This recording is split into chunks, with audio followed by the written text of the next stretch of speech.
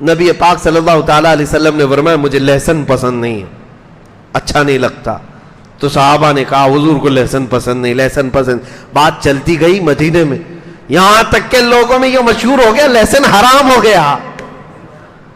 سب آئے حضور صلی اللہ تعالیٰ علیہ وسلم کے حضور، سب کہنے لگے لہسن حرام ہو گیا، لہسن حرام. کہا نہیں، حضور پاک صلی اللہ علیہ وسلم نے فرمایا کہ نہیں، اس کی بو بہت زیادہ ہوتی ہے، اس کی مہک زیادہ ہوتی ہے، اور ہم جب قرآن کی تلاوت کرتے ہیں مسجدوں میں آتے ہیں تو ہمارے منہ اتنے نہ مہکیں، کیونکہ اللہ کے فرشتے اپنا منہ ہمارے منہ سے لگا دیتے ہیں. میں یہ تیز بو والی چیز کو پسند نہیں کرتا. صحابہ کو بعد میں یہ کلیئرنس دینا پڑا. دوسرے صحابہ نے کلیئر کیا حضور سے سن کر کے کہ حرام نہیں ہے. میں یہ کہنا چاہ رہا ہوں حضور صلی اللہ تعالیٰ علیہ وسلم کی ایک ادا بھی دیکھتے، کسی چیز کو چھوڑ دیا، صحابہ تو اس کو پوری طور پر نکال دیتے تھے، ختم کر دیتے. عزیزان گرامی اوقات، تب جا کر کے اسلام کا اسٹیبلشمنٹ ہوا ہے مضبوط طاقت کے ساتھ. وہ صرف مسجد نبوی سے چلنے والی حکومت تھی.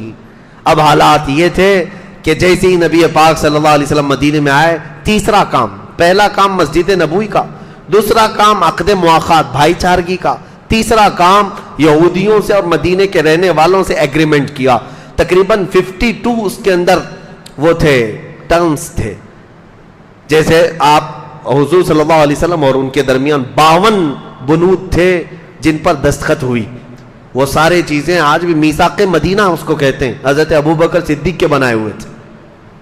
آپ کو پتا ہے یو این اے کے ایک رپورٹ میں اگر آپ کو بتاؤں، یو این اے نے کئی لوگوں کے درمیان ایگریمنٹ بنوائے صلح کے اور زندگی گزارنے کے، فلسطین اور اسرائیل کے بیچ، ساؤتھ سوڈان اور نارتھ سوڈان کے بیچ، اور دنیا کی کئی کنٹریز کے درمیان. یہ جو بنائے یو این اے کی طرف سے، ان میں سے سب سے چھوٹی جو ایگریمنٹ ہے اس کے پیجز 4,500 صفحات کے. 4,500 صفحات میں کیا لکھ مارا ہے پتہ نہیں. صدیق اکبر رضی اللہ تعالیٰ عنہ نے ایسا میثاق بنایا تھا جو 14 صدیوں تک آج تک یاد کیا جا رہا ہے، جو صرف 1.5 صفحے کے اندر موجود تھا. ایک صفحہ اور دوسرا آدھا صفحہ، اس کے درمیان 52 ایسے ٹرمز تھے، کنڈیشنز تھے جو دونوں کے درمیان تھے. اس میں سے مین چیز یہ تھی، ہم مدینہ طیبہ میں آئے، ہم تمہیں تکلیف نہیں دیں گے، تم ہمیں نہیں دو گے، لڑائیاں ہماری آپس میں نہیں ہوں گی، اور قریش جب بھی حملہ کریں گے، مکہ والے آئیں گے تو ہم ساتھ میں مل کے لڑیں گے. مدینہ کی حفاظت تمہارے لیے بھی ہمارے لیے بھی ہے. تم جس جماعت کے ساتھ اچھائی کرو گے ہم بھی اس کے ساتھ اچھا کریں گے، ہم جس کے ساتھ معاہدہ کر لیں گے تم کو بھی کرنا پڑے گا. اس طرح کی ساری چیزیں تھیں. لیکن یہ یہودی غدار یہ سارے ٹرمز توڑ دیے تھے، جس کی وجہ سے ان کے ساتھ جنگیں ہوئی. بنو نذیر، بنو قریظہ، یہ جو 2 قبیلے تھے، ان کو مار کر بھگایا گیا، مدینے سے نکالا گیا. پھر خیبر میں گئے، خیبر کی جنگ کے بعد وہاں سے بھی نکال کر کے ان کو بھیجا گیا. اب دنیا بھر میں ادھر ادھر گھومتے پھرتے ہیں ذلیل و خوار. اسرائیل کو قبضہ کیے بیٹھے ہوئے ہیں، لیکن یہ ایسے ذلیل و خوار ہے کہ قیامت تک ان پر ذلت طاری رہے گی، اللہ کا غضب ان کے ساتھ رہے گا. یہ بے گھر ہو کر کے دنیا میں رہتے رہیں گے. آج اسرائیل پر گئے ہیں اور قبضہ جما کر کے 70 سال سے بیٹھے ہوئے ہیں، فلسطینیوں کا جینا تنگ کر کے رکھے ہیں یہ یہودی. دیکھنا وہ وقت آئے گا یہاں سے بھی یہ بے گھر ہوں گے اور ان کو وہاں سے بھی نکالا جائے گا. بلکہ حدیث پاک ہے، مسلم شریف کی حدیث ہے، ایک وقت آئے گا، حدیث شریف بتا رہا ہوں میں، جب حضرت امام مہدی، حضرت عیسیٰ علیہ السلام کا دور آئے گا، مسلمان گزر رہا ہوگا تو جو پتھر ہوگا نا، پتھر بھی اللہ اس کو بولنے کی طاقت دے گا. وہ کہے گا یا مسلم ان ورائی یہودیا فاقتلہ، اے مسلمان آجا میرے پیچھے یہودی چھپا بیٹھا ہے، اسے مار ڈال. پتھر بولیں گے. حضور صلی اللہ علیہ وسلم نے فرمایا میرے عزیز وہ دور کب آئے گا؟ ظاہر سی بات ہے ہماری ان باتوں کو ابھی اسرائیلی بڑے سیریس لیتے ہیں، پھر ہمیں ویزا نہیں دیتے ہیں بیت المقدس جانے کے لیے. پچھلی مرتبہ ایسا ہوا کہ تقریباً 6 گھنٹے ایئرپورٹ پہ بٹھایا اور مجھے وہاں سے ریجیکٹ کیا کہ جا نہیں سکتے. تقریریں گڑتی ہیں، چبھتی ہیں، جیسی بھی ہوتی ہوں گی یہ امانت ہے، ہم سپرد کر کے جائیں گے انشاءاللہ. اور میرے آقا کا فرمان ہے سب سے افضل جہاد ظالموں کے سامنے حق بات اعلانن کرنا. اور ہم وہ کرتے رہیں گے انشاءاللہ.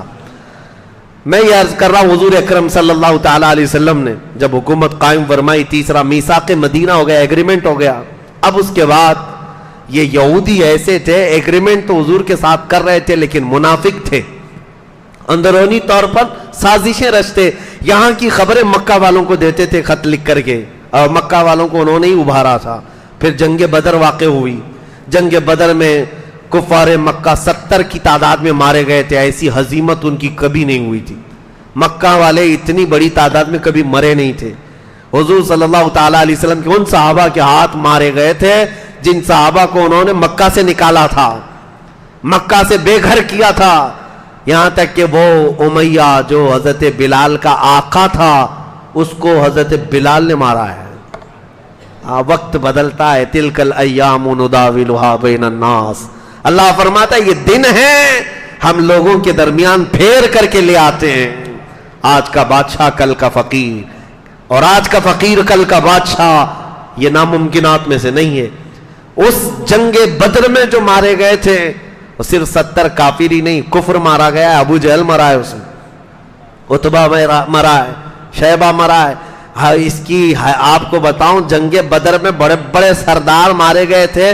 اس کا غم ایسا تھا مکہ والوں کو کہ 2 سال روتے تھے, 2 سال تک مرثیے پڑھتے, اشعار پڑھ پڑھ کر کے روتے تھے.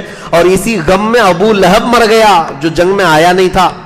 کہا کہ یہ بڑی بے عزتی کی بات ہے, محمد اور ان کے پروانوں کو ہم جس طرح یہاں آسانی سے مارتے تھے, ایسی طاقت ان کے پاس آئی کیسے کہ ہمارے 70 مار گرائے. اور پھر 70 مارے ہی نہیں بلکہ 70 کو گرفتار کر کے مدینہ بھی لے گئے, قیدی بھی بنائے. یہ آسان بات نہیں تھی. تو یہ چرچا پورے عرب میں پھیل گیا تھا کہ بدر میں انہوں نے تو ان کے چھکے چھڑا دیے, ختم کر دیا ان کے طاقت کو, ان کے رعونت کو, ان کے رعب و دبدبے کو. اس کے بعد پھر جنگ احد ہوئی, پھر جنگ خندق ہوئی, جنگیں ہونے لگی مکہ والوں کے درمیان, مدینے والوں کے درمیان. 6 سال کنٹینیو چلتی رہی. پھر رسول پاک صلی اللہ علیہ وسلم 1400 صحابہ کے ساتھ عمرہ کے لیے گئے تھے, عمرہ آنے سے انہوں نے روک دیا. اب حکومت قائم ہے. نبی پاک صلی اللہ تعالیٰ علیہ وسلم کے صحابہ کی تعداد دن بدن بڑھتی جا رہی. 6 ہجری میں حضور عمرہ کے لیے گئے لیکن عمرہ کرنے نہیں دیا, اور وہاں سے صلح ہو گئی مکہ والوں کے درمیان اور مدینے والوں کے درمیان, جس کو صلح حدیبیہ کہتے ہیں. اس کے بھی ایگریمنٹ لکھے گئے تھے. ایگریمنٹ اگرچہ بظاہر مکہ والوں کی حمایت میں تھے, مدینے والوں کی نہیں تھے. حضور نے پھر بھی اس پر دستخط فرمائے, اس کو اوکے کیا, جاری فرمایا. لیکن حضور صلی اللہ تعالیٰ علیہ وسلم واپس جب تشریف لائے حدیبیہ سے 6 ہجری کے بعد, 6 ہجری گزر چکی ہے, 6 سال گزرے مدینے میں حضور کے. اب رسول کریم صلی اللہ علیہ وسلم نے بادشاہوں کے پاس خط بھیجنے شروع کیے. 12 صحابہ منتخب کیے. ان 12 صحابہ کو الگ الگ ملکوں میں, ایک ایران کا بادشاہ جو اس وقت کسرا تھا, کسرا کے پاس خط بھیجا. شاہ مقوقس جو مصر کا بادشاہ تھا اس کے پاس بھیجا. روم کا بادشاہ تھا عظیم ہرقل, اس کے پاس بھیجا. نجاشی جو ایتھوپیا کا بادشاہ تھا اس کے پاس بھیجا. بحرین کا جو بادشاہ تھا اس کے پاس خط بھیجا. کئی بادشاہوں نے احترام کیا, کچھ بادشاہوں نے حضور صلی اللہ تعالیٰ علیہ وسلم کے خط کی بے احترامی کی, بے عزتی کی.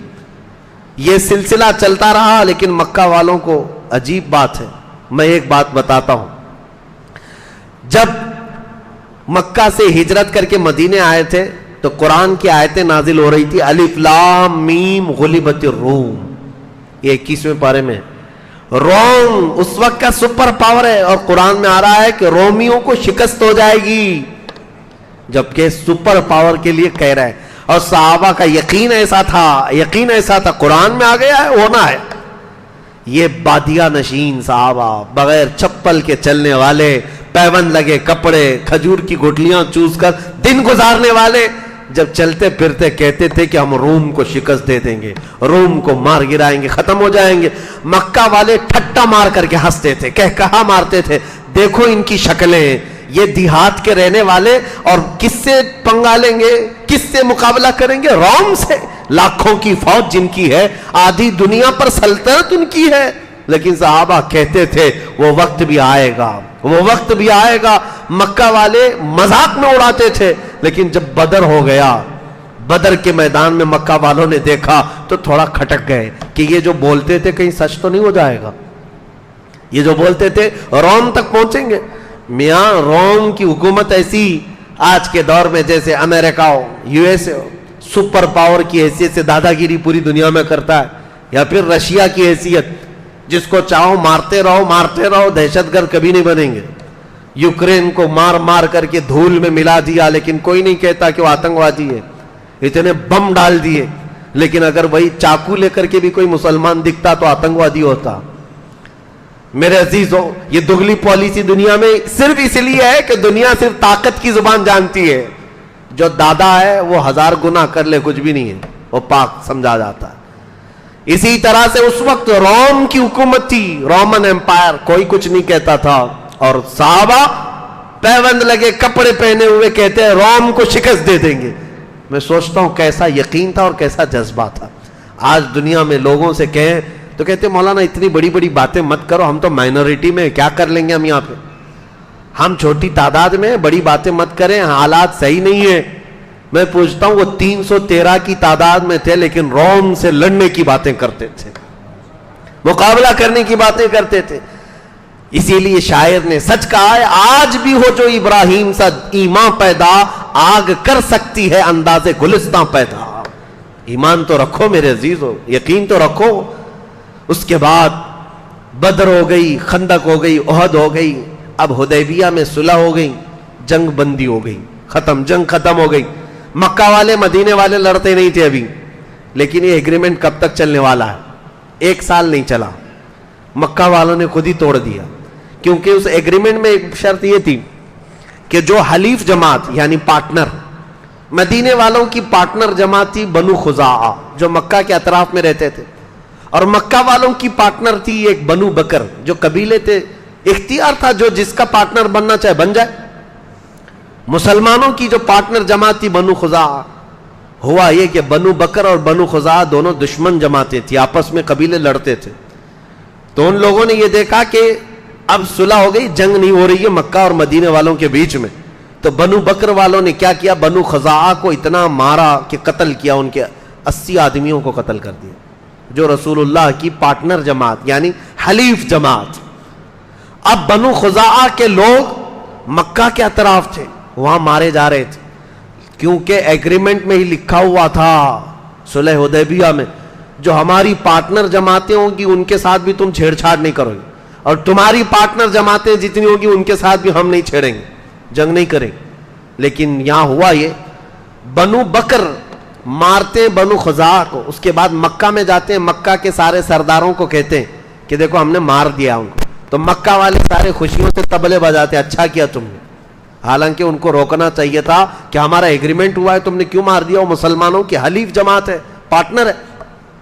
مکہ والے شامل ہوئے، یہاں تک کہ بنو خزاعہ کے کچھ لوگ بھاگ کر کے حرم میں داخل ہوئے پناہ لینے کے لیے، تب بھی بنو بکر کے اور مکہ کے کچھ لوگوں نے حرم میں بھی ان کا قتل کیا۔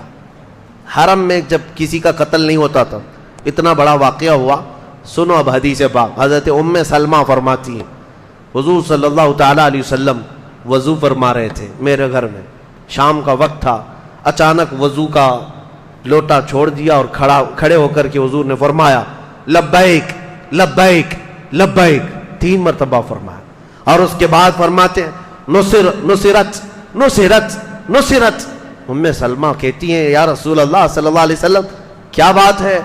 حضور فرماتے ہیں ہماری حلیف جماعت بنو خزاعہ پر بنو بکر نے حملہ کیا ہے اور ان کے آدمیوں کو قتل کیا ہے، اور بنو خزاعہ اپنے قبیلے سے مجھے مدد کے لیے پکار رہے ہیں، تو میں نے یہی سے لبیک کا نعرہ لگایا ہے۔ یہ میرے آقا نے فرمایا، یہ حدیث میں موجود ہے، حضور وہاں سے لبیک کہہ رہے ہیں، ہاں میں حاضر ہوں میں حاضر ہوں میں حاضر ہوں۔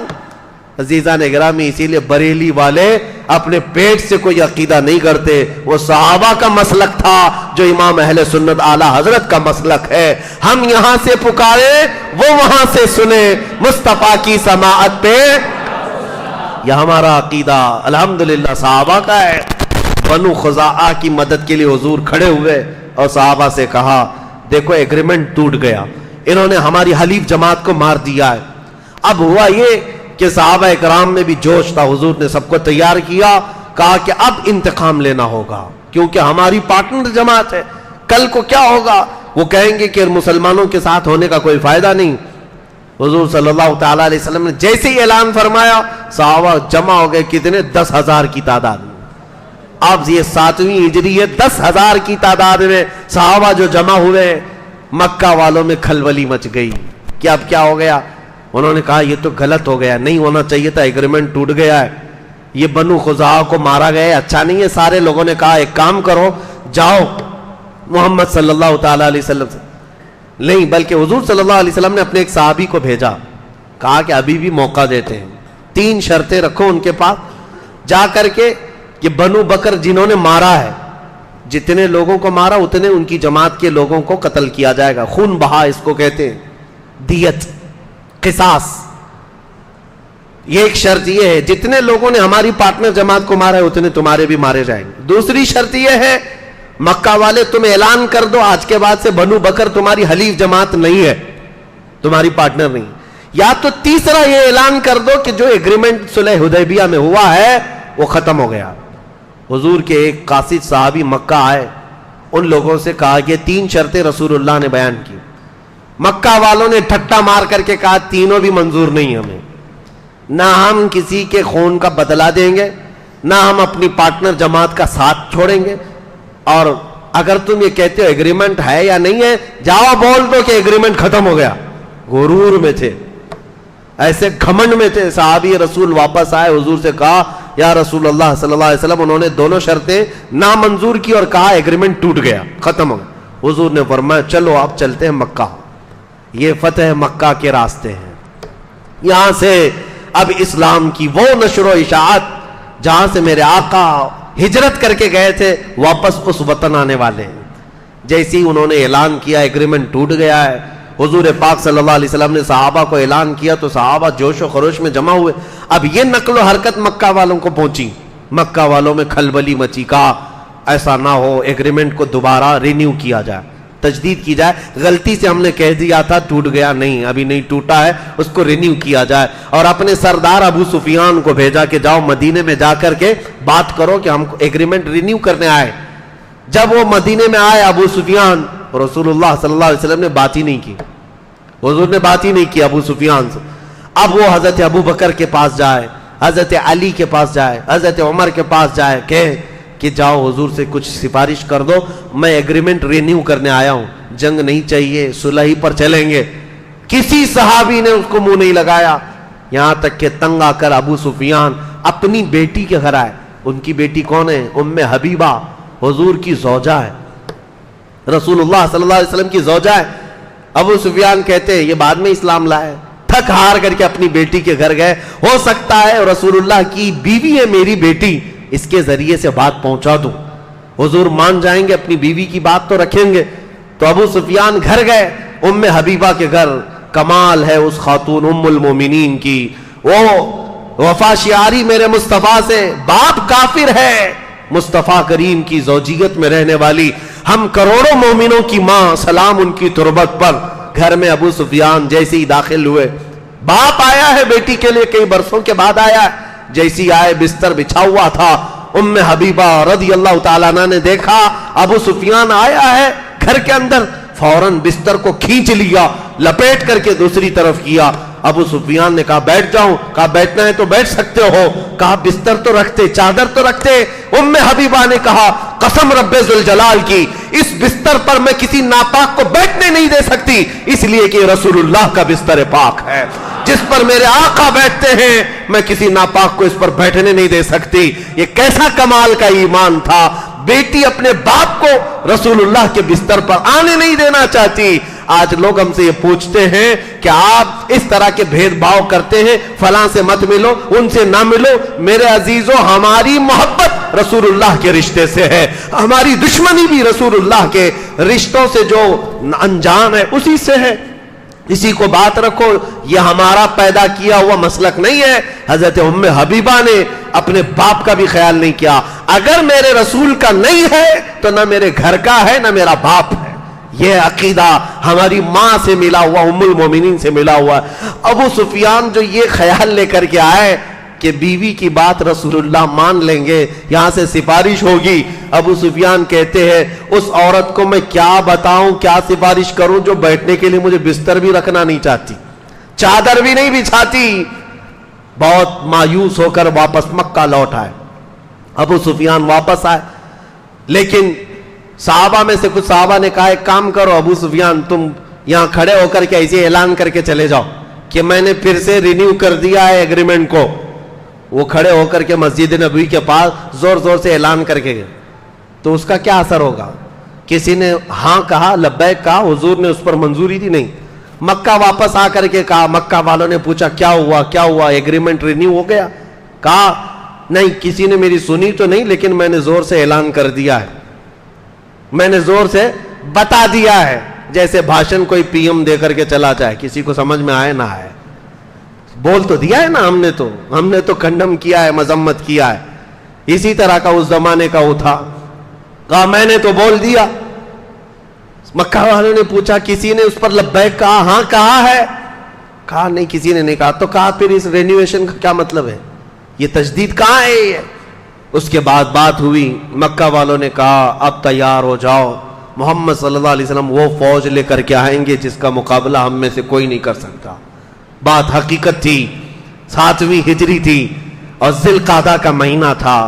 رمضان گزار کر کے نبی کریم صلی اللہ تعالی علیہ وسلم صحابہ کو اعلان کرتے ہیں، صحابہ نکل پڑے، مدینے کے جتنے صحابہ تھے سب نکلے ہیں، اور حتیٰ کہ حضور کی جتنی ازواج مطہرات تھی سب سفر میں ساتھ تھی۔ جب رسول پاک چلتے آئے اور یہاں تک کہ راستے میں حضور کی جتنی حلیف جماعتیں تھیں، یعنی جو پارٹنر قبیلے تھے، سب ساتھ ہوتے گئے۔ مکہ سے ابھی 35 کلومیٹر دور یہ لشکر جرار میرے آقا کا تھا۔ ارے 313 کا مقابلہ کرنے کی سکت نہیں تھی، آج تو 10,000 کی تعداد میں آ رہے تھے، 10,000 کی تعداد۔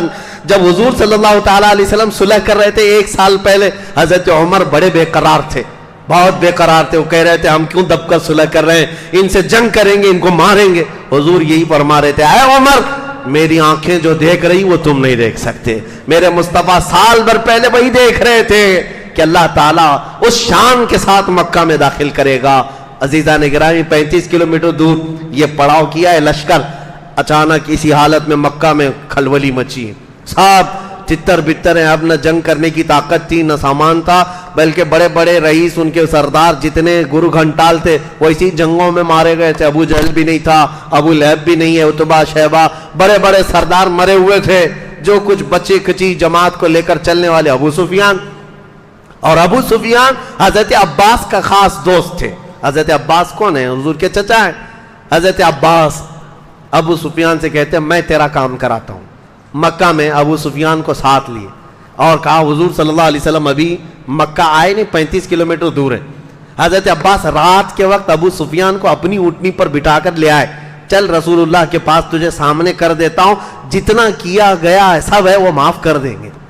ابو سفیان جنگ بدر میں سامنے ہے، احد میں سامنے ہے، خندق میں سامنے ہے، ہر جنگ میں حضور کے سامنے ہے۔ ابو سفیان خالی جنگ کرنے والے نہیں بلکہ سب کو ابھارنے والے، اور اس شخص کو پکڑ کر حضرت عباس لے آ رہے ہیں اور یہ کہتے ہوئے مجھے یقین ہے محمد عربی پر، چلو چلتے۔ ابو سفیان ساتھ آ گئے، رات کا وقت تھا، قافلہ پڑاؤ کیا ہے رسول اللہ کا، دوسرے دن مکہ میں داخل ہونے والے۔ حضرت عباس جیسے ہی آ رہے تھے، کیونکہ وہ اسلام لائے ہوئے تھے، آ رہے تھے ابو سفیان کو لے کر کے حضور کے خیمے پہنچنے والے تھے، اس سے پہلے حضرت عمر کی نظر پڑ گئی، بچ بچا کر کے تو آئے تھے، حضرت عمر دیکھ لی خیمے سے باہر آئے، جلال کے ساتھ ایک ایسا اعلان کیا کہ پورے خیمے میں لوگوں کی نیند اڑ گئی۔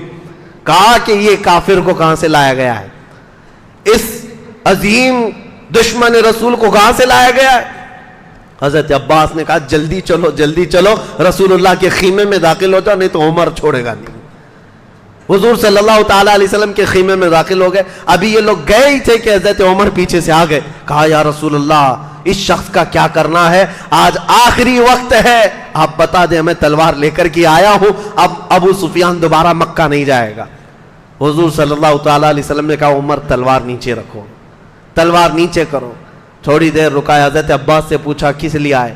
کہا یا رسول اللہ ابو سفیان صرف امن کی آپ سے خیرات لینے آیا ہے کہ آپ امان دے دیں, کل آپ داخل ہونے والے مکہ میں ابو سفیان کے ساتھ کچھ نہیں ہوگا.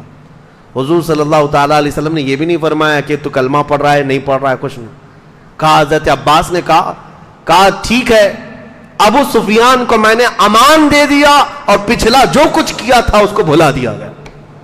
ایک جملے میں میرے مصطفیٰ نے بڑی بڑی جنگوں میں مقابل میں آنے والے کو معاف کر دی. اسی لیے تو میرے عزیزوں, ہم 1000 گناہوں کا بوجھ لیے ہوئے بھی اگر کوئی امید رکھتے ہیں تو اس تاجدار مدینہ سے رکھتے ہیں جس کا دربار کھلا ہے. شاعر نے سچ کہا ہے, نہ کوئی عمل ہے سنانے کے قابل, نہ منہ ہے تمہارے دکھانے کے قابل, لگاتے ہیں اس کو بھی سینے سے آقا جو ہوتا نہیں منہ لگانے کے قابل. میرے آقا صلی اللہ تعالیٰ علیہ وسلم کے دربار میں اسی لیے ہم پہنچتے ہیں. بریلی والے امام کی سنو, یوں ہی نہیں پکار کر کہا تھا پھر کے گلی گلی تباہ, ٹھوکریں سب کی کھائی کیوں, دل کو جو عقل دے خدا تیری گلی سے جائے کیوں. حضور پاک صلی اللہ علیہ وسلم نے ابو سفیان کو معاف کیا اور کہا جاؤ کل کے دن دوپہر میں فلاں پہاڑی کے اوپر تم کھڑے رہنا. حضور چاہتے تھے کہ ابو سفیان کو دکھایا جائے لشکر اسلام کیسے مکہ میں داخل ہو رہا ہے. ابو سفیان ایمان لائے ہوئے نہیں, اسلام قبول کیے ہوئے نہیں.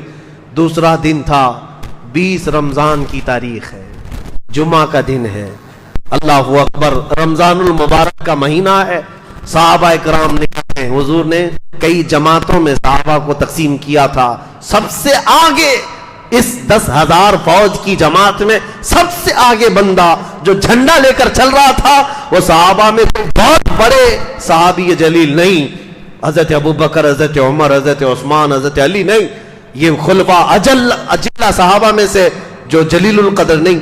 حضور نے اس فوج کے مقدمے میں سب سے آگے جھنڈا دے کر جس کو رکھا تھا وہ بلال حبشی تھے, حضرت بلال حبشی تھے. حضور صلی اللہ تعالیٰ علیہ وسلم نے ان کو آگے رکھا تھا. مکہ والے یہ منظر دیکھیں جس بلال کے پیروں میں رسیاں ڈال کر تم کھینچتے تھے اور گرم ریت پر لٹا کر اس بلال کے جسم کو تم نے گلا دیا تھا, چربی نکل جاتی تھی, اس بلال کو تم مارتے تھے. آج وہ بلال جھنڈا اٹھائے ہوئے خانہ کعبہ کی طرف رواں دواں ہے, بڑھتا چلا آ رہا ہے, اور ایسے یہ چوک در چوک فوج داخل ہونے لگی. اللہ اکبر, قرآن پاک میں اس کا ذکر آیا ہے. اللہ تعالیٰ نے قرآن میں فرمایا ہے, حضور صلی اللہ تعالیٰ علیہ وسلم پر یہ آیتیں نازل ہوئی ہیں کہ لقد صدق اللہ رسولہ الرؤیا بالحق لتدخلن المسجد الحرام ان شاء اللہ آمنین محلقین رؤوسکم ومقصرین لا تخافون. اے محبوب, اللہ نے آپ کے خواب کو پورا کر دیا. آپ کی یہ پوری جماعت کے ساتھ آپ امن کے ساتھ مکہ میں داخل ہو رہے ہیں بغیر کسی خوف کے. حضور صلی اللہ تعالیٰ علیہ وسلم جس جماعت میں تھے صحابہ کی, وہ سب سے اخیر میں تھی. حضور ملاحظہ کر رہے تھے, صحابہ کو جانے دے رہے تھے. صحابہ آگے بڑھتے جا رہے ہیں, وطن عزیز میں آئے ہیں, چھوڑے ہوئے وطن میں آئے ہیں جہاں جائیدادیں تھی, جہاں بیوی بچے رہے, جہاں بچپنا گزرا, جہاں سب چھوڑ کر صحابہ گئے تھے. پورے 7 سال کے بعد مکہ واپس آ رہے. صحابہ کوئی مٹی اٹھاتا مکہ کی اور اپنے سروں پر ڈال دیتے, دیواروں کو بوسے لیتے, جگہ جگہ رک کر کے گھروں کو چوم لیتے تھے. یہ ہمارا وہ وطن عزیز مکہ ہے. حضور صلی اللہ تعالیٰ علیہ وسلم داخل ہوئے مکہ مکرمہ میں, سیدھے حرم کعبہ میں تشریف لائے. میرے عزیزو, یہ بتانا اس لیے ضروری ہے کہ اسلام کی تاریخ میں فتح مکہ وہ دن ہے آج تک کے کافر اس فتح مکہ کو برداشت نہیں کر پاتے ہیں, کیونکہ میرے آقا جیسے ہی آئے حضور کے ہاتھ میں عصا مبارک تھا. آپ اپنے عصا مبارک کے ساتھ چلتے ہوئے آئے. آپ کے ساتھ سیدنا ابوبکر صدیق تھے, حضرت علی کرم اللہ وجہہ الکریم تھے. دونوں صحابہ کو حضور پکڑے ہوئے سب سے پہلے حرم کعبہ میں آئے, خانہ کعبہ کے پاس آئے. ایک واقعہ میں بتا دوں, ہجرت سے پہلے خانہ کعبہ کی چابی عثمان بن شیبہ ایک شخص تھے, حضرت عثمان غنی نہیں ہے, دوسرے عثمان ہیں, ان کے پاس رہتی تھی. حضور نے ایک دن ان سے کہا, عثمان بن شیبہ چابی دے دو, مجھے اندر جانا ہے. کہا تم جیسے دین چھوڑے ہوئے آدمی کو میں چابی نہیں دوں گا, تم خانہ کعبہ میں نہیں جا سکتے. حضور کو انہوں نے منع کر دیا تھا. चाबी देने से मना किया, खाने काबा का दरवाजा खोलने से मना किया। हुजूर ने उनसे कहा, ऐ इब्ने शैबा, इंतजार कर, एक वक्त आएगा ये चाबी मेरे हाथ में होगी और मैं जिसे चाहूंगा चाबी दूंगा। उस्मान बिन शैबा कहते हैं, आज ये इतना मारे जाते हैं, 40 लोग नहीं हैं। और उसके बाद जब ये हिजरत करके गए थे तो उस्मान बिन शैबा कहते हैं, मुझे तो लगा था उन्होंने ऐसी हवा में बात कर दी होगी, लेकिन जब फतेह मक्का के दिन वापस आए तो फिर एहसास हो गया मोहम्मद अरबी की जुबान से निकली हुई बात टल नहीं सकती है, जो कहते हैं वो होकर रहता है। अब 10,000 सहाबा के बीच में हुजूर खाने काबा के सामने गए और पुकार कर कहा, उस्मान बिन शैबा कहां है? चाबी लेकर के हाजिर हुए, ईमान लाए हुए नहीं है, काफिरों की जमात में है। चाबी थी, कहा चाबी लाओ। मुकाबला करने की जो ताकत नहीं, सकत नहीं, चाबी लाकर हुजूर के हाथ में दे दिया। हुजूर ने अपने हाथों से खाने काबा को खोला। ये सबसे पहला दरवाजा खुला है, इस्लाम की फतह की आगाज यहां से है। तारीख इस्लाम के सुनहरे बाब यहां से खुल रहे हैं। मक्का का दरवाजा क्या खुला, पूरी दुनिया के दरवाजे खुल गए।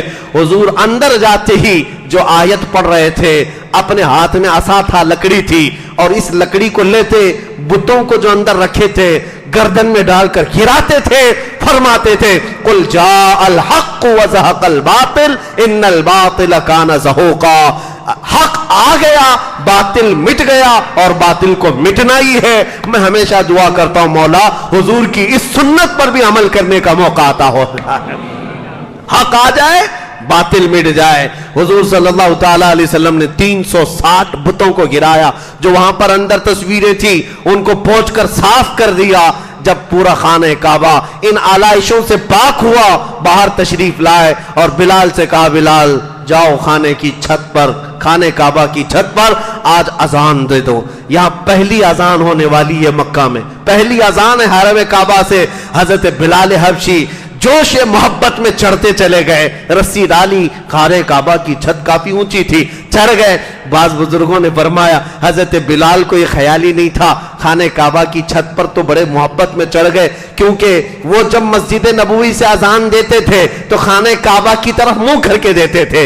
हर मुअज्जिन आज भी कहां मुंह करके अजान देता है? किबले की तरफ मुंह करके देता है। हजरत बिलाल छत पर चढ़ गए, फिर सोचने लगे, अब मुंह किस तरफ करूं? काबा तो नीचे आ गया है, मैं तो छत पर हूं, किधर मुंह करके अजान दूं? हुजूर की तरफ देखने लगे। मेरे आका ने फरमाया, बिलाल मेरी तरफ देख करके अजान दो।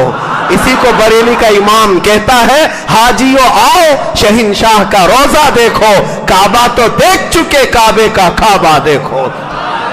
और काबा क्या कहता है? बरेली के इमाम कहते हैं, गौर से सुन तो रजा, काबे से आती है सदा, मेरी आंखों से मेरे प्यारे का रोजा देखो।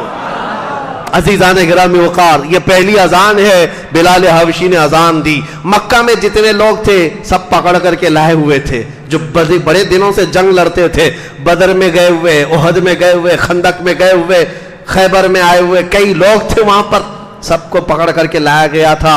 और सब मुजरिम थे, कैदी थे आज के। और सहाबा नारा क्या लगा रहे थे? अल यौम यौमुल मलहमा, आज तो गोश्त छितड़े उड़ाने का दिन है, ये जितने मारे थे सबका बदला लिया जाएगा। हुजूर सल्लल्लाहु अलैहि वसल्लम एक ऊंचे टीले पर चढ़ जाते हैं और उसके बाद मक्का वालों से मुखातिब होकर के फरमाते हैं, ऐ मक्का वालों, आज तुम सब के सब यहां पर आजिज और मजबूर होकर के आए हो, बताओ तुम मेरे बारे में क्या ख्याल करते हो, मेरे बारे में क्या गुमान करते हो? मक्का वालों ने एक ही जुबान से कहा, अंत करीमुन इब्नु करीमिन व अखुन करीमिन, आप करीम हैं, शरीफ हैं, आपके बाप भी करीम थे, आप करीमों के भाई हैं, आपसे सखावत के अलावा हम कोई उम्मीद नहीं रखते। हुजूर ने सहाबा से कहा, जो नारा लगा रहे हो अल यौम यौमुल मलहमा, बंद करो, आज छितड़े उड़ाने का दिन नहीं है। अल यौम यौमुर रहमा, आज रहम करने का दिन है। इला तस्रीब अलैकुमुल यौम इज़हबू अंतुमुत तुलक़ा, मेरे आका ने फरमाया, जाओ मक्का वालों, आज तुमसे कोई पूछताछ नहीं होगी, तुम सब के सब आज माफ कर दिए गए। ये पहला ऐलान था। अबू सुफियान दौड़े हुए आए, वो हिंदा आई जिन्होंने अमीर हमजा का कलेजा चबाया था, ओहद के मैदान में कलेजा चबाया था सीना चाक करके, वो सब आए हुजूर सल्लल्लाहु ताला अलैहि वसल्लम के दरबार गोहरबार में। आते ही अर्ज किया, अशहदु अल्ला इलाहा इल्लल्लाह واشہد ان محمد رسول اللہ. میرے آقا صلی اللہ علیہ وسلم کے اخلاق کریمہ نے ایسے سخت دلوں کو موم کر دیا تھا جو کسی کے سامنے جھکتے نہیں تھے. وہ آستانہ نبوی میں آج جھک گئے, سب جھک گئے. یہاں تک کہ صفوان ایک شخص ہے, بہت سخت دشمنی, جس کے باپ کا قتل ہو گیا تھا بدر میں. وہ حضرت عمیر بن وہب, ایک صحابی حضرت عمیر بن وہب, جن کے بیٹے کو حضور کے پاس قیدی بنایا گیا تھا اور وہ قتل کرنے کے لیے مدینے آئے تھے حضور کا, تلوار کو زہر میں بجھا کر. یہ صفوان اور عمیر دونوں بہت قریبی ساتھی تھے. کعبہ کے حتیم میں بیٹھ کر کے دونوں نے مشورہ کیا تھا اور حضور کا قتل کرنے کے لیے عمیر بن وہب آئے تھے. مدینے میں آئے, حضور نے پوچھا کیوں آئے ہو؟ کہا بیٹا میرا قیدی آپ کے پاس خیر خیریت لینے آیا. حضور نے فرمایا سچ بتاؤ, وہ بات بتاؤ جو حتیم کعبہ میں بیٹھ کر کے آئے ہو. وہ غیب دان نبی نے اتنا کہا تھا, عمیر بن وہب کے ہاتھ سے تلوار چھوٹ گئی, کلمہ پڑھ لیا, ایمان لائے اور واپس آئے. تو دوست ابھی ایمان لایا ہوا نہیں تھا صفوان, وہ چھوڑ دیا. عمیر بن وہب کو ڈانٹنے لگا, تجھ کو تو قتل کرنے بھیجا تھا, تو خود مسلمان ہو گیا.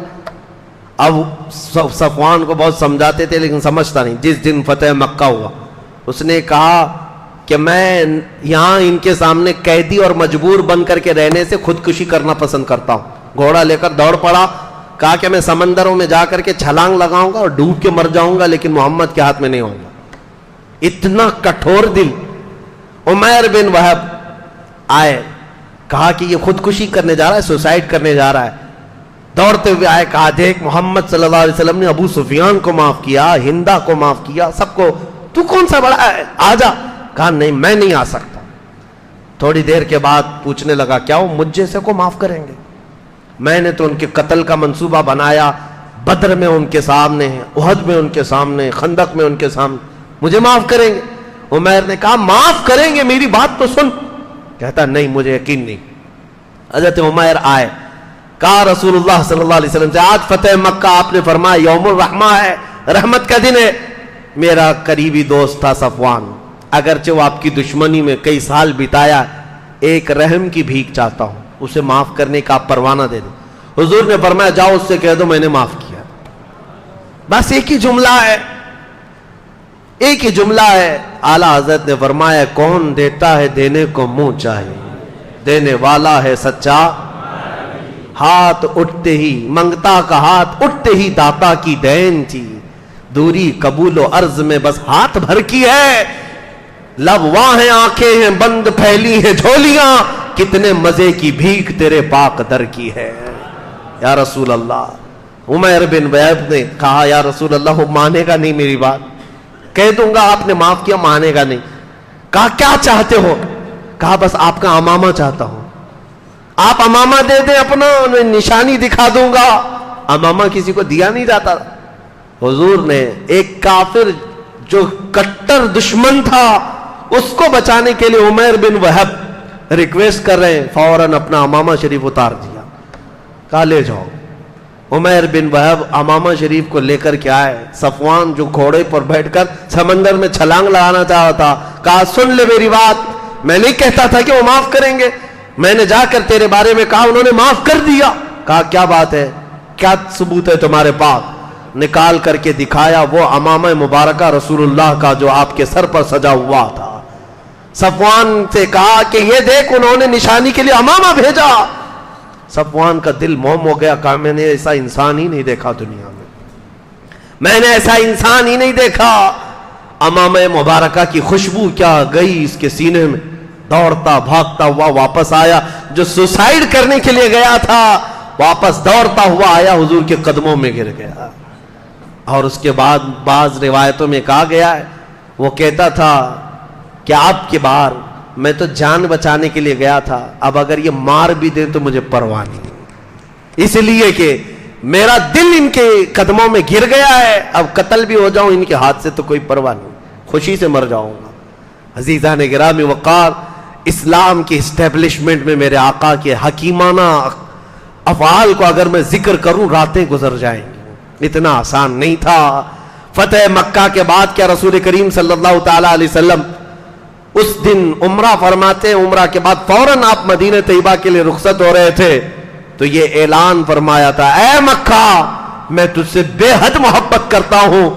کاش مکہ والوں نے مجھے نہ نکالا ہوتا تو میں زندگی بھر کبھی مکہ چھوڑ کر نہ جاتا. مکہ سے حضور صلی اللہ تعالیٰ علیہ وسلم رخصت ہوئے, واپس مدینے آئے. یہ 7 ہجری کی بات تھی. اس کے بعد کچھ بڑی جنگیں ہوئی ہیں دوسرے لوگوں سے. جنگ حنین ہوئی ہے, جنگ تبوک ہوئی ہے, اور اس کے بعد 10ویں ہجری تھی. 10ویں ہجری کا پھر رمضان کے بعد ذی القعدہ 26 ذی القعدہ حضور صلی اللہ تعالیٰ علیہ وسلم کا ارادہ ہوا کہ اس سال حج کرنا ہے. یہ حضور کا آخری حج بھی ہے, پہلا حج بھی, یعنی ہجرت کے بعد. اس سے 1 سال پہلے حضرت ابوبکر حضرت علی کو حج کے لیے قافلے میں امیر بنا کر کے بھیجا تھا حضور نے. انہوں نے آ کر اعلان کر دیا تھا آج کے بعد سے کوئی مشرک مکہ میں داخل نہیں ہوگا. وہ حضرت ابوبکر حضرت علی کے اعلان کے بعد سے آج تک اسی بات پر عمل کیا جاتا ہے, حدود مکہ میں کسی غیر مسلم کو داخل ہونے کی اجازت نہیں. 10ویں ہجری تھی, حضور نے جیسے ہی اعلان فرمایا کہ اس سال حج کے لیے جانا ہے, خبر ایسی پھیل گئی پورے عرب کے قبیلے جتنے مسلمان ہوئے تھے جوق در جوق قافلوں میں شریک ہونے لگ گئے. مدینے آ گئے. مدینے آئے اور حضور صلی اللہ تعالیٰ علیہ وسلم نے ابیار علی سے اپنا احرام باندھا, جس کو آج مسجد علی کہتے ہیں. وہاں سے احرام باندھا. یہ 26 ذی القعدہ کا دن تھا, اور یہاں سے چلتے ہوئے حضور صلی اللہ تعالیٰ علیہ وسلم 4 ذی الحجہ کو مکہ مکرمہ میں داخل ہوئے. غسل فرمایا.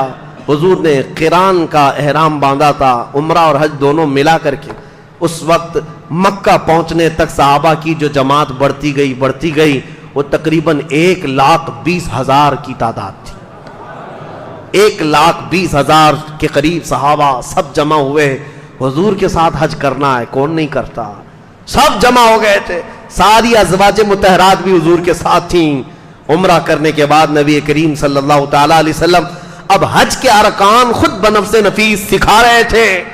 سارے ارکان سکھا رہے تھے. طواف کس طرح کیا, حجر اسود کو کس طرح چوما, صفا مروہ پر کیا کیا دعائیں کی. صحابہ ایک ایک چیز نوٹ کرتے جا رہے تھے, کیونکہ یہ شریعت بننے والی ہے, قیامت تک آنے والوں کے لیے مشعل راہ ہے.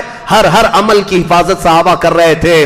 پھر 7 ذی الحجہ کو حضور صلی اللہ علیہ وسلم نے محرم یعنی حرم پاک میں خطبہ دیا. 8ویں ذی الحجہ کو مینا میں تشریف لائے, پورا دن قیام کیا. 9 ذی الحجہ کو عرفات میں آئے. عرفات کا میدان حضور کا یہ آخری خطبہ ہے, حجۃ الوداع, جو دستور حیات ہے سارے مسلمانوں کے لیے قیامت تک کے لیے. حضور نے وہاں پر جو خطبہ دیا تھا, یا ایھا الناس انا خلقناکم من ذکر و انثی وجعلناکم شعوبا وقبائل لتعارفوا. اے لوگو, اللہ تبارک و تعالیٰ نے ہمیں مذکر و مؤنث پیدا کیا, مرد اور عورت پیدا کیا. تمہارے درمیان قبیلے بنائے گئے تاکہ تمہاری تعریف ہو, تم پہچانے جا سکو. یاد رکھو تم سب کے سب آدم کی اولاد ہو, اور آدم کو مٹی سے بنایا گیا ہے. آج کے بعد نہ کسی گورے کو کالے پر فضیلت ہے, نہ کسی امیر کو غریب پر فضیلت ہے. اگر کسی کو فضیلت ہے تو صرف تقوی کی بنیاد پر ہے. اللہ کے نزدیک صرف وہی معزز و مکرم ہے. عورتوں کے حقوق کے لیے حضور صلی اللہ علیہ وسلم نے فرمایا ان کے ساتھ بدسلوکی کرنے سے ڈرو, ان کے ساتھ برا سلوک کرنے سے ڈرو. باندیوں کے حقوق بتائے, مزدوروں کے حقوق بتائے, پڑوسیوں کے متعلق بتایا, اور پھر اخیر میں فرمایا تم میں سے جو حاضر ہے وہ غائب تک میرے پیغام کو پہنچا دو. اس خطبے کے بعد حضور نے ایک جملہ فرمایا, میں نے جو کچھ بھی کہا ہے اس کو محفوظ رکھ لو, ہو سکتا ہے آج کے بعد اس جگہ پر میں دوبارہ تم سے ملاقات نہ کر سکوں.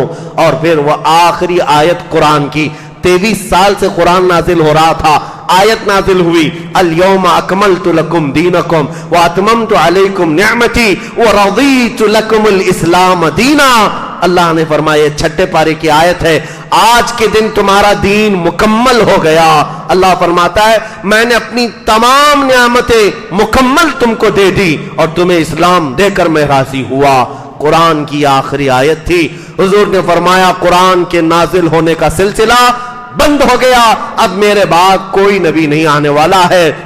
صحابہ خوش ہو گئے, قرآن کمپلیٹ, دین کمپلیٹ, نظام کمپلیٹ. کسی دین میں ایسی بات آئی نہیں تھی. یہودی کہتے ایسی آیت ہمارے اندر نازل ہوتی تو ہم ہر سال عید مناتے. صحابہ تو خوش تھے, دین کمپلیٹ ہو گیا. لیکن ایک کونے میں بیٹھے ہوئے अबू बकर सिद्दीक को रोते हुए सहाबा ने देखा, गम के आंसू थे। सहाबा करीब गए, कहा आज खुशी का दिन है, हज ये अरफात का दिन है और आखिरी आयत नाजिल हुई, कुरान कंप्लीट हो गया है, अल्लाह की किताब मुकम्मल हो गई, रोने का सबब क्या है? हजरत अबू बकर कहते हैं, ऐ सहाबा तुम में से किसी को शायद ये ना मालूम हो, आखिरी आयत उतरने का मतलब दीन तो कंप्लीट हो गया, लेकिन इसका दूसरा माना यह है अब हमारे मुस्तफा करीम अब हमारे दरमियान ज्यादा दिन तक नहीं रहेंगे, ज्यादा दिन तक नहीं रहेंगे।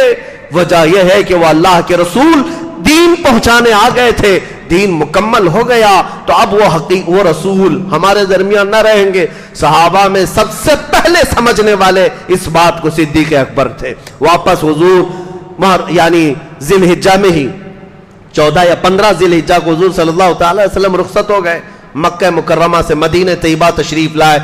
ये हुजूर सल्लल्लाहु अलैहि वसल्लम का आखिरी हज था। यहाँ पर हजरत हुजूर अकरम सल्लल्लाहु अलैहि वसल्लम मदीने तशरीफ लाए, मामूल के मुताबिक बात चल रही थी, मुहर्रम का महीना गुजरने को था। सफर आते ही हुजूर सल्लल्लाहु अलैहि वसल्लम की तबीयत अलील हुई, ये सफर का महीना था, तबीयत अलील हुई। नबी पाक सल्लल्लाहु अलैहि वसल्लम एक दिन मस्जिद नबवी में तशरीफ लाए और मिंबर पर खड़े होकर के खुतबा दिया, ऐ मेरे सहाबा, अल्लाह ने अपने एक बंदे को इख्तियार दिया है, चाहे तो वो दुनिया ले ले, चाहे तो अल्लाह के पास आ जाए, लेकिन उसके बंदे ने दुनिया छोड़ दी, अल्लाह के पास जाने को इख्तियार कर लिया है। सहाबा के सामने हुजूर ऐसी मिसालों में बहुत सारी बातें बताते थे। बंदे के तौर पर हजरत अबू बकर फूट फूट करके रोने लग गए। सहाबा ने कहा, अबू बकर वो तो रसूलुल्लाह मिसाल दे रहे हैं, किसी बंदे को अल्लाह ने इख्तियार दिया है। हजरत अबू बकर कहते तुम नहीं समझते, वो बंदा कोई और नहीं, वो मोहम्मद रसूलुल्लाह है। अल्लाह ने उन्हें इख्तियार दिया है, चाहे तो दुनिया में रह जाएं या अल्लाह के पास जाएं। क्या तुम नहीं सुनते हो? रसूलुल्लाह ने वो इख्तियार कर लिया है कि वो अल्लाह के पास जाएंगे। अब यहां से हुजूर सल्लल्लाहु अलैहि वसल्लम की अलालत शुरू हुई, तबीयत खराब हुई, बीमारी बढ़ती गई, बुखार शिद्दत से आने लगा। पूरा सफर का महीना इसी तरह गुजरा। सफर का महीना खत्म होने के बाद कई निशानियां ऐसी हैं, हुजूर कभी तशरीफ लाते और कुछ अहम बातें बताते। अंसार सहाबा को जमा किया और ऐसी बातें की कि अंसार इतना रोए थे, उनकी दाढ़ियां भीग गई थी। अंसार कहते हैं तुम मेरे लिए ऐसी ही हो जैसे पेट में मैदा होता है, मैदे के बगैर इंसान नहीं रहता, तुम मेरे लिए ऐसी हो। अंसार सुनो, दुनिया की कौमें बढ़ती जाएंगी, अंसार घटते जाएंगे, इतने रह जाएंगे जैसे आटे में नमक की तरह, लेकिन तुम पर बहुत बड़ी जिम्मेदारी है। तुमने जो मुझे देखा, तुमने जो मुझे सीखा, हर चीज तुम पूरी दुनिया में पहुंचाओगे। अंसार साहबा हुजूर की ये बातें सुनते सुनते आंखों से अश्क ऐसे रवाते भीग गए थे। फिर वो दिन आया, रबीउल अव्वल शरीफ का महीना शुरू था। रसूल करीम सल्लल्लाहु अलैहि वसल्लम 7वीं रबीउल अव्वल या 8वीं रबीउल अव्वल शरीफ को हुजरे में गए और अपनी तमाम असवाज मुतहरात को बुलाया, जितनी बीवियां थी। हुजूर सल्लल्लाहु अलैहि वसल्लम की उस वक्त 9 बीवियां करीब थी। सबको बुलाया और कहा, क्या तुम में से किसी के पास सोना चांदी है, किसी के पास जेवरात है? साहब तमाम अज़वाज ने पूछा, क्या बात? कहा, अगर किसी के पास है तो चाहे तो सदका कर दे, खैरात कर दे। अज़वाज मुतहरात ने पूछा, आप इस तरह की बात क्यों कर रहे हैं? हुजूर फरमाते हैं, इसलिए कि मैं रब्बुल आलमीन की बारगाह में जाने वाला हूं। मैं ये नहीं चाहता कि इस हाल में जाऊं कि मेरे घर में सोना चांदी जमा हो, मेरे घर में दुनिया का माल पड़ा हो। तुम चाहो तो खैरात कर दो, हराम नहीं है, पहनना नाजायज नहीं है, लेकिन मेरी ख्वाहिश ये है कि मैं मौला की बारगाह में फकीराना अंदाज में जाऊं, मेरे घर में कोई दौलत ना रहे। अज़वाज मुतहरात ये खुतबा दिया और फिर कहा, देखो बारी के तौर पर मैं तुम्हारे घरों में आता था, एक दिन ज़ैनब के घर, एक दिन सलमा के घर, एक दिन हफ्सा के घर, एक दिन सफिया के घर, रज़ी अल्लाह तआला अन्हुन्ना अजमईन, सबके घरों जाते थे। हुजूर ने फरमाया, अगर तुम सब अपनी बारियां कुर्बान करके आयशा को देना चाहो तो सोच लो, ताकि मैं आयशा के घर आराम करूं। सारी अज़वाज मुतहरात ने देखा हुजूर की तबीयत अलील है। सबों ने कहा, हुजूर सल्लल्लाहु अलैहि वसल्लम आयशा को बहुत प्यार करते हैं, आयशा से बहुत मोहब्बत करते हैं। हम सबों ने अपनी बारियां कुर्बान की। या रसूल अल्लाह, आप हमारे घर बारियों में ना आए, कोई मुज़ायका नहीं, आप आयशा के घर आराम फरमाएं। सबों ने अपनी बारियां उम्मुल मोमिनीन आयशा के लिए कुर्बान कर दी। हुजूर सल्लल्लाहु अलैहि वसल्लम हुजरे आयशा में ही आराम करने लगे। ये हुजरे आयशा वही है जिसको पूरी दुनिया आज सुनहरी जालियों के नाम से जानती पहचानती है। ये आयशा सिद्दीका तैयबा ताहिरा का मकान है, हुजरे आयशा है। रसूलुल्लाह उसमें आराम करते रहे। 2 दिन ऐसे गुजरे, हुजूर मस्जिद नबवी में नहीं आए, सहाबा को नमाज पढ़ाने नहीं आए। हुजूर सल्लल्लाहु तआला अलैहि वसल्लम हज़रत अबू बकर सिद्दीक को इमामत के लिए आगे कर दिए, तुम नमाज पढ़ाओ। हज़रत अबू बकर नमाज पढ़ाते थे। सिद्दीक अकबर ने 17 नमाजें पढ़ाई। मैं रिवायतें पढ़ता हूँ, गम से निढाल हो जाता हूँ। 14 सदियों के बाद आज जब कभी बुखारी उठाओ, मुस्लिम उठाओ, यह हदीस बयान करने वाले सहाबी कहते हैं, एक दिन मगरिब की अजान हुई, बिलाल हबशी ने अजान दी और उसके बाद इकामत हो गई। अबू बकर सिद्दीक पढ़ने लगे, हर जमात कायम होती। सहाबा कहते हम टकटकी बांधकर हुजूर के कमरे की तरफ देखते थे। हुजरे का दरवाजा खुलेगा, दरवाजे से पर्दा हटेगा, आफताबे रिसालत बाहर आएंगे। हमारी भीगी आंखों को एक तमन्ना लेकर के देखते थे, करार आ जाएगा, चैन आ जाएगा, लेकिन हुजूर ना आए। 2 दिन ना आए। मगरिब की अजान, जमात खड़ी हो गई। अबू बकर सिद्दीक इमामत के लिए आगे बढ़े थे। अचानक कहते हैं पर्दा हटा, हुजरे का पर्दा हटा। सहाबा नमाज में है, हाथ बांधे हुए हैं। जैसे ही पर्दा हटा, सबके चेहरे फिर गए। किबला इस तरफ है, हुजूर का हुजरा इस तरफ है। सब सहाबा फिर गए नमाज के हालत में। सहाबा कहते हैं करीब हम फितने में मुब्तला हो जाते, आजमाइश में मुब्तला होते। सब देखने लग गए और सबके सब आवाज करने लग गए, बुलंद हो गई आवाजें। अबू बकर सिद्दीक मुसल्ले से पीछे हटने लगे। लेकिन एक रिवायत भी मुझे बता दो, किसी ने कहा है कि इनका चेहरा फिर गया तो इनकी नमाजें खराब हो गई, इनकी नमाजें टूट गई। हमारा चेहरा किबले से फिर गया, नमाज टूट जाएगी। सहाबा हैं, किबले से चेहरा फेर करके हुजूर के चेहरे की तरफ टकटकी बांधकर देखते रहे, नमाज किसी की टूटी नहीं। इसी को हम कहते हैं काबा तो देख चुके, काबे का काबा देखो। सहाबा काबे का काबा देख रहे थे। हुजूर सल्लल्लाहु तआला अलैहि वसल्लम उस दिन आ तो रहे थे, लेकिन कैफियत ऐसी थी। 2 सहाबा करीब गए और कंधों पर हुजूर ने उनके हाथ रखा। हुजूर के पैर जमीन पर लग नहीं रहे थे और जमीन पर पैर घिसटते हुए आ रहे थे। नबी करीम सल्लल्लाहु अलैहि वसल्लम इसी हालत में मस्जिद में आए। कहा मुझसे बर्दाश्त नहीं होता कि मैं अपनी जमात सहाबा को नमाज पढ़ते हुए ना देखूं, बल्कि देखता रहूं। बार बार मुझे ये ख्वाहिश है कि मैं नमाज की जमात देखता रहूं, नमाज की जमात देखता रहूं। इस बीमारी की शिद्दत में वो रसूल सहाबा की जमात की नमाज देखने के लिए आ गए। है मुसलमानों, बिस्तरों पर सोने वालों, नमाजों को वीरान करने वालों, मस्जिदों को इस तरह वीरान कर रखने वालों, कभी उस रसूल मोहतरम का ख्याल किया? मेरे आका को अगर सबसे ज्यादा तलब थी, वो बीमारी की शिद्दत में भी उठ करके आते थे जमात की नमाज देखने के लिए। काश हमारी सफें भर जाती, रसूलुल्लाह का चमकता दमकता चेहरा हमारी मस्जिदों की तरफ भी होता, हुजूर की इनायतें हमारी तरफ होती। यह आखिरी नमाज थी हुजूर की, यह आखिरी नमाज थी मगरिब की। इसके बाद हुजूर जो हुजरे में गए, वापस तशरीफ ना लाए। 13 रबीउल अव्वल का दिन था। माँ आयशा सिद्दीका फरमाती है हुजूर सल्लल्लाहु अलैहि वसल्लम की बुखार की शिद्दत इतनी ज्यादा थी, इतनी ज्यादा कि पानी आपके ऊपर छिड़का जाता सूख जाता था, बदन इस तरह गर्म था। नबियों को जो बुखार आता था बहुत शिद्दत का, और वो भी सैयदुल अंबिया को। इसी असना में हजरत आयशा कहती हैं घर पर किसी को आने की इजाजत नहीं थी। अचानक दरवाजा खुला और दरवाजे से एक खातून आई। ये वो खातून थी जब वो आती थी रसूलुल्लाह बिस्तर छोड़कर खड़े हो जाते, कोई और नहीं, वो मखदूम कायनात सैयदा फातिमा तो ज़हरा थी। आखिरी वक्त हुजूर के हुजरे में आई, देखते ही हुजूर की इस बीमारी को रो पड़ती है, लिपट गई। हुजूर सल्लल्लाहु तआला अलैहि वसल्लम ने उनको करीब किया, कान में कुछ कहा तो फूट फूट कर रोने लगी। उनका रोना हुजूर को देखा ना गया। फिर करीब किया, फातिमा सुनो एक और बात कहता हूं। कान में कुछ और कहा, वो हंसने लग गई, मुस्कुराने लगी।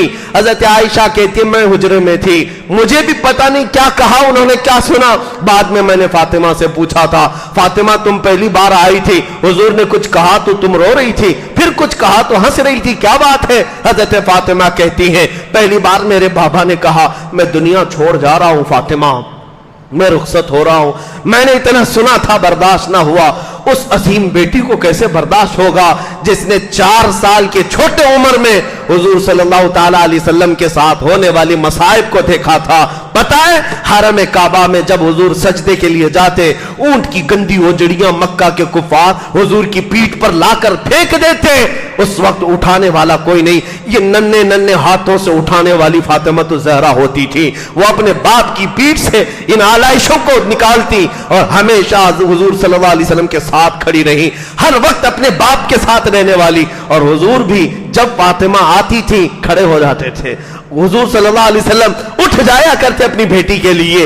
वो फातिमा को जब ये कह दिया जाए कि आज मैं जा रहा हूं, क्या बीत रही होगी, हुजूर ने कहा रो मत, करीब आओ। दूसरी मर्तबा हुजूर ने उनके कान में क्या कहा, हजरत आयशा से वो कहती है, बाबा ने मेरे ये कहा था फातिमा गम न कर, मेरे जाने के बाद मेरे खानदान में सबसे पहले जो मेरे पास आएगा फातिमा वो तुम होगी।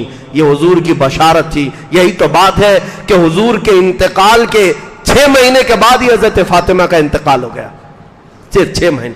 और इन 6 महीनों में हजरत फातिमा को किसी ने मुस्कुराते भी नहीं देखा, हंसते भी नहीं देखा।